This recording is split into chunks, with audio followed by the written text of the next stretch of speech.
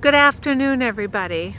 And this is Sarah Wilde's The Story of a Colonial Woman, Part 3, Sarah's Journey to Proctor's Ledge and Beyond. And you all know me as Mary Bingham, the 9-times great-granddaughter of Sarah, and I'm the one who does all the videos for this YouTube channel. And I'm actually sitting here on the Meeting House Green in Ipswich, Massachusetts, and the old Ipswich jail, which Sarah was actually held in for a time in 1692, was right behind me. And that would have also been where the meeting house was, as well as where the whipping post was. And those of you that remember from the second, I think it was either the first or the second video where we talk about Sarah's fornication charge, if she was actually punished, this is where she would have been punished. So I want to just recap a little bit of part 2, starting with 1690 when Ephraim is conveyed the farm by his father. So John Wilde conveys the farm over to Ephraim, who was just married at that time, starting a family on his own. And in 1692, Ephraim was chosen to be constable. And a couple months after that is now what happens. So here we have it. A new constable at home, where he is living with his parents, wife, toddler, and newborn, when on Friday, April 22nd, 1692, the Marshal of Salem, George Herrick, rode up to the house on a horse and cart, showed Ephraim the arrest warrant bearing his mother's name and the names of others to be arrested in Topsfield that same morning. John is then notified that his daughter and son-in-law, Sarah and Edward Bishop, are also named on that same warrant. The marshal apprehended Sarah and took her away from her home forever. Then Ephraim had to execute the duties of his office and arrest the others in Topsfield. Because Ephraim had to safely deliver the others to Nathaniel Ingersoll's ordinary, he was probably present when his mother was questioned. Though the ordinary had a room set aside for meetings such as this, the crowd grew so large after the first few hearings that the examinations were moved to the nearby meeting house just down the road. Though Sarah was definitely held at the ordinary until her examination, it is not clear if her hearing took place at the ordinary or at the meeting house in Salem Village. At any rate, the building housing her hearing was packed to the max, with accusers and townspeople alike making a lot of noise. Her accusers wailed with fits, accusing her spirit of being everywhere in the room except for where she actually stood, which was at the bar. The judges badgered Sarah with leading questions so that she would admit to committing acts of witchcraft. Sarah remained steadfast and respectful when she declared to the judges, "I am not guilty, sir, and I thank God I am free." When Sarah is asked if she has caused an accuser to sign the book so that the accuser would be in league with the devil, Sarah replied, "I have never seen that book, and I have never seen these persons before." Sarah persisted in her truth amongst a crazed courtroom and did not cave to the chaos. After her examination is over, Sarah is carried by cart to the Salem jail, where her roommates were lice, rats, mice, and vermin. Her cell was hot and dark, with a dirt floor, with iron bars covering the windows. Sarah would have been shackled, as Puritans believed the shackles prevented the specters of the accused to leave their bodies and afflict their accusers. As the jails were now overcrowded, Sarah was transferred several times. Sarah remained in Salem for about 4 weeks before moving to the Boston jail on May 13th. Then she moved to the Ipswich jail, again, which was right behind me. And she was there until mid-June, when she shared the cart with Ann Pudiator, as both women were carted back to the Salem jail. Sarah remained in Salem until her trial on Saturday, July 2nd, and stayed there until the date of her execution. Ephraim and John did everything possible to help Sarah, from visiting her to offer her comfort and provide for her needs once or twice a week. The average trip by cart to Salem and Ipswich from their home in Topsfield was about an hour. The trip to the Boston jail from their home in Topsfield was about 2 or 3 hours. Most likely, only one of them went on those trips, so the one that would remain would be able to look after the farm. And on those days, their farm did suffer financial loss. Of course, they did have the Averill neighbors who were Ephraim's cousins, and they may have come over and have been able to help on those days. But Ephraim and John, they made those trips happen nonetheless, all for their beloved wife and mother. In addition, both somehow made testimonies on her behalf, of which were previously spoken of in part 2 of this series. No matter, Sarah was found guilty and sentenced to be hanged.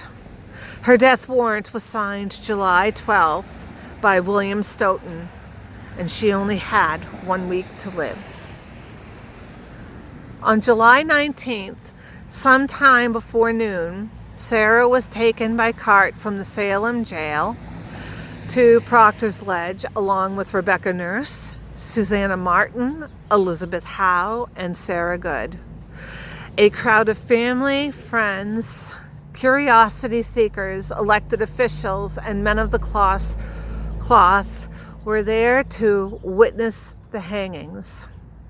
Tradition stated that a person should face their death by hanging with a forgiving spirit, so their final earthly act was not hate-filled or an act of revenge.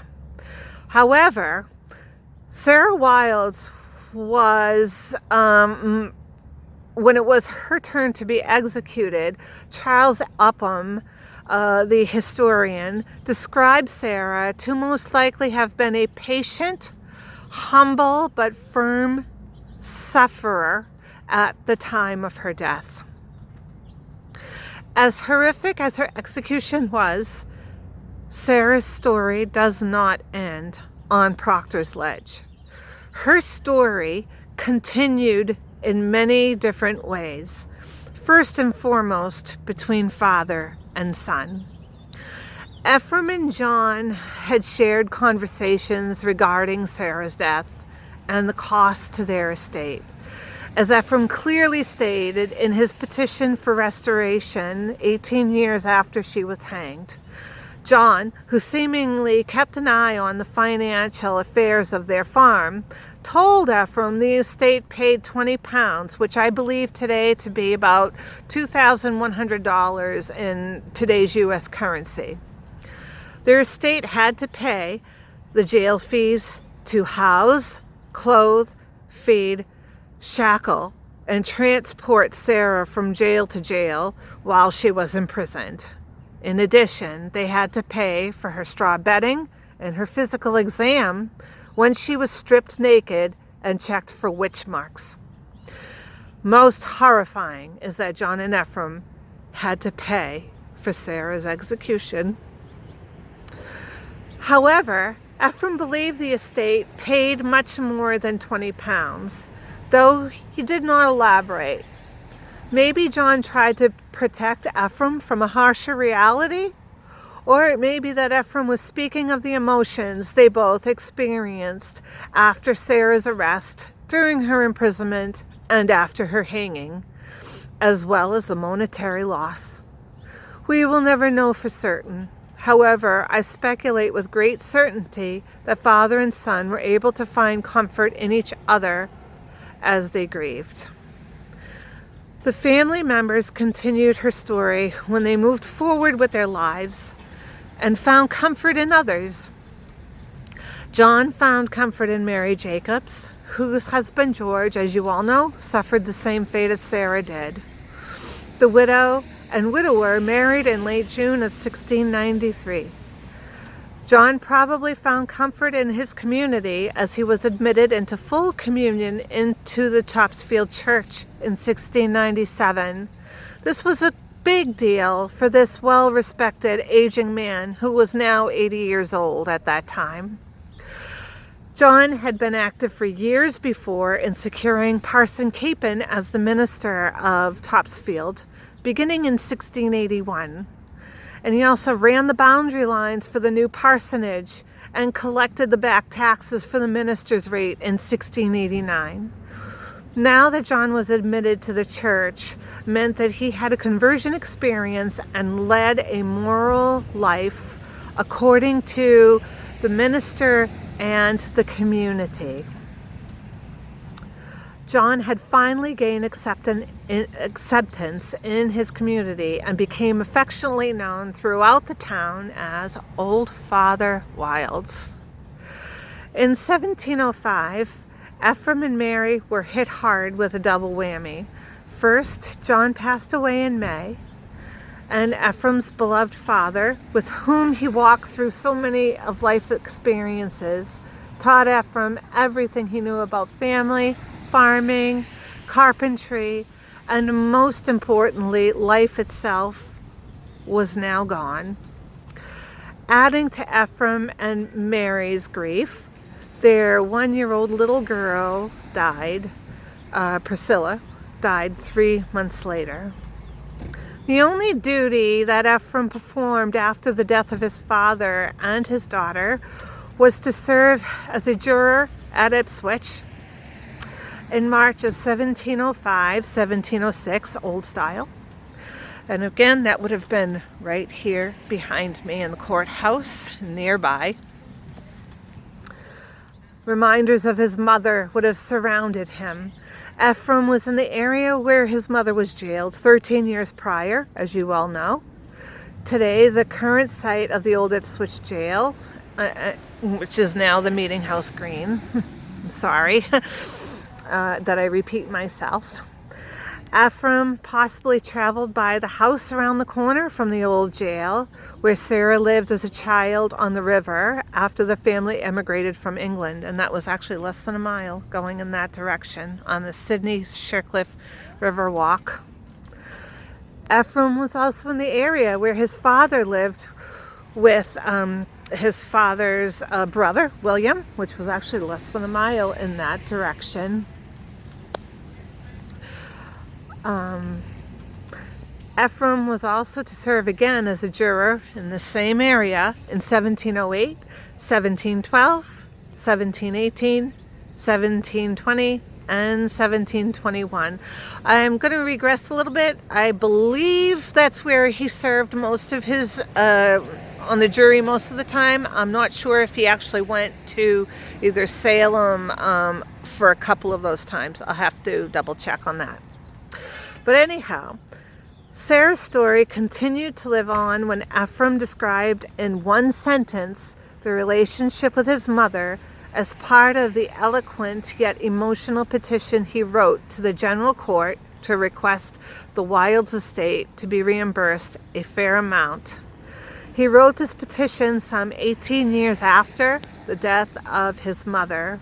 And here I read Ephraim's petition verbatim, and it comes from Records of the Salem Witch Hunt, page 858, and it's document number 887, and it's dated Topsfield, September 11th, 1710. To the honored gentlemen of the committee, greeting. It having pleased the great and general court to appoint your honors a committee to inquire who may be proper to be justified in the bill referring to the taking off of the attainder, and what loss and damage has been sustained by reason of the trials which were for witchcraft in the year 1692, under which sorrowful trial Sarah Wild, my mother, was condemned and executed. My father being now deceased and only myself left, I here appear to give in some short account the cost and damage we sustained in them times.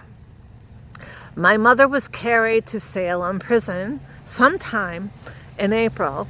We were at the cost of it and charged of keeping her there a considerable while, and afterwards she was removed to the Boston prison, where we were at the cost of that, and after a while she was removed to Salem again. We were at all the cost of caring and providing for her maintenance while in all these prisons. Besides, either my father or myself went once a week to see how she did and what she wanted, and sometimes twice a week, which was at a great cost and damage to our estate. My father would often say that the cost and damage we sustained in our estate was 20 pounds. And I am in the mind he spoke less than it was, besides the loss of so dear a friend, which cannot be made up. All which I leave to your honor's consideration. I remain your honor's humble servant, Ephraim Wilds.